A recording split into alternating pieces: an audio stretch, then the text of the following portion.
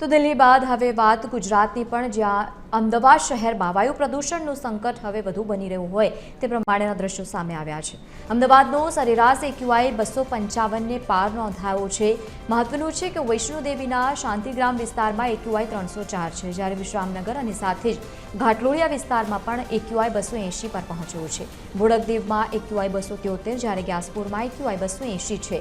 ચાંદખેડામાં AQI 230, જ્યારે કઠવાડામાં 240 જેટલું AQI નોંધાયું છે। એટલે કે અલગ અલગ વિસ્તારોની જ્યારે આપણે વાત કરી રહ્યા છીએ, મોટાભાગના વિસ્તારોમાં 250 જેટલો એક્યુઆઈ નોંધાઈ રહ્યો છે, 200થી ઉપરનો આંકડો।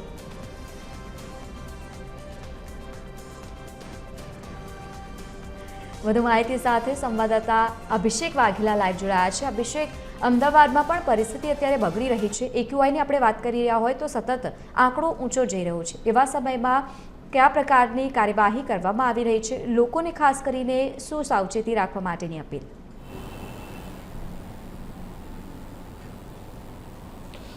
બિલકુલ લવલીન, વાત કરીએ તો હવે દિલ્હી બાદ અમદાવાદની હવા પણ ક્યાંક પ્રદૂષિત બનતી હોય તે પ્રકારના દ્રશ્યો છેલ્લા ઘણા સમયથી સામે આવી રહ્યા છે। અમદાવાદની હવા પણ ઝેરી બનતી હોય તે પ્રકારનું જોવા મળ્યું છે, કેમ કે એક્યુઆઈ એટલે કે એર ક્વોલિટી ઇન્ડેક્સ જે છે તે સતત બગડતો જોવા મળી રહ્યો છે।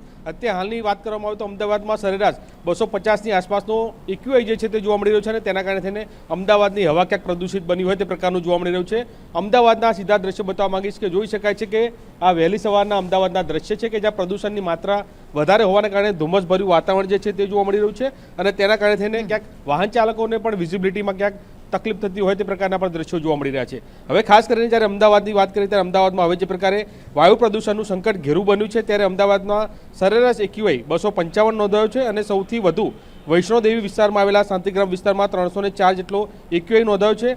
તે સિવાયની વાત કરવામાં આવે તો બોડકદેવ, ગ્યાસપુર, મણિનગર, રખિયાલ, બોપલ, શાહીબાગ, ઉસ્માનપુરા, ગોતા, થલતેજ સહિતના જે વિસ્તારો જે છે ત્યાં 200ને પાર એક્યુઆઈ નોંધાયો છે। એટલે કે સૌથી પ્રદૂષિત જગ્યા વિસ્તારોની વાત કરવામાં આવે તો આ વિસ્તારોના નામ આવે છે। સાથે સાથે જે પ્રકારે અત્યારે હાલ પ્રદૂષણની માત્રા વધી છે તેને લઈને આરોગ્ય વિભાગ જે છે તેના દ્વારા પણ એક ચેતવણી જાહેર કરવામાં આવી છે કે જ્યારે આ પ્રકારનું સરેરાશ વધતું હોય ત્યારે લોકોને પણ માસ્ક પહેરવા માટેની સૂચન જે છે તે કરવામાં આવી રહ્યું છે। અને સૌથી મહત્વપૂર્ણ છે કે જ્યારે આ પ્રદૂષણની માત્રા વહેલી સવારે અને મોડી સાંજે આ પ્રકારે પ્રદૂષણનું સ્તર વધુ જોવા મળતું હોય છે, ત્યારે લોકોને જો બહાર જરૂર ન જણાય તો બહાર ન નીકળવા માટેની પણ સૂચન કરવામાં આવી રહ્યા છે।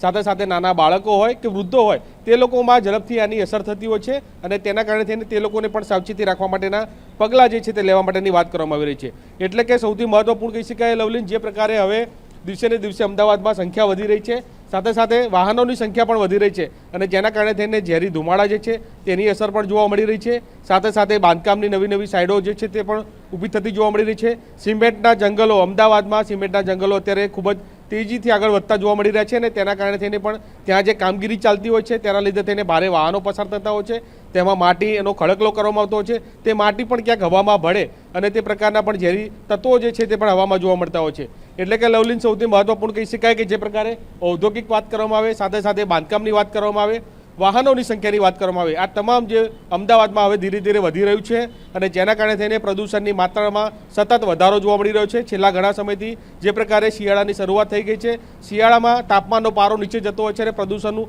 સ્તર જે છે તે ક્યાંક નીચે ઉપર જતું હોય તે પ્રકારનું જોવા મળી રહ્યું છે, અને તેના કારણે થઈને આ પ્રકારની પરિસ્થિતિ જોવા મળતી હોય છે। એટલે કે હવે અમદાવાદની હવા જે છે તે શુદ્ધ નથી રહી, અમદાવાદની પણ હવા ઝેરી બની રહી છે, અને જો તંત્ર દ્વારા આમાં યોગ્ય પગલાં ભરવામાં નહીં આવે તો આગામી સમયમાં જે પ્રકારે દિલ્હીમાં અત્યારે હાલ સિચ્યુએશન જોવા મળી છે, જે પ્રકારે દિલ્હીનો માહોલ જોવા મળી રહ્યો છે, તો અમદાવાદમાં પણ એ પ્રકારનો માહોલ થવાની શક્યતા પણ જે છે તે જોવા મળી રહી છે।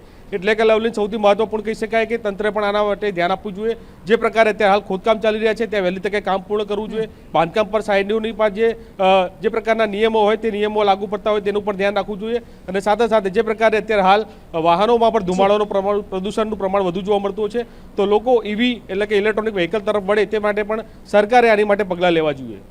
બિલકુલ અભિષેક, આભાર સમગ્ર માહિતી સાથે જોડાવા બદલ। તો સતત પ્રદૂષણમાં વધારો થતા એક તરફ એક્યુઆઈનો સ્તર પણ વધી રહ્યો છે, અને બીજી તરફ લોકોને પણ સાવચેત રહેવા માટેની અપીલ કરાઈ રહી છે।